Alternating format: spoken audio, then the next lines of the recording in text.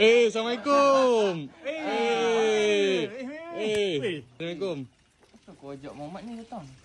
Asal? Aduh, aku dah tak ngam sangat budak ni. Alamak. Aku dengar kau cakap apa?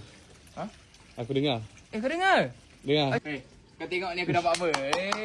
Man. Siapa nak tengok ni? Apa benda, Man? Tengok. Aku... Man. Kau macam ni je, kau tengok ni. Sekarang ni, Tashenggo tengah buat raya macam-macam konten tau.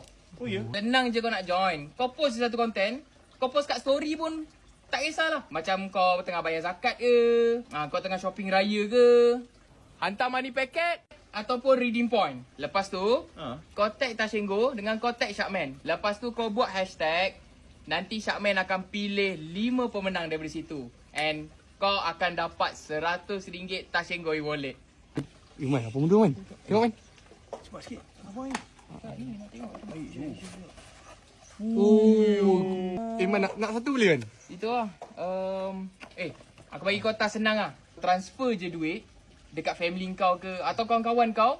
Menggunakan Tashenggo e-wallet. Aku try. Aku transfer kat kau. Jom. Man. Man, nak juga, Man? Nak juga, boleh? Man, nak. Okay. Nanti aku dah jumpa pemenang. Aku bagi tahu dekat IG story aku.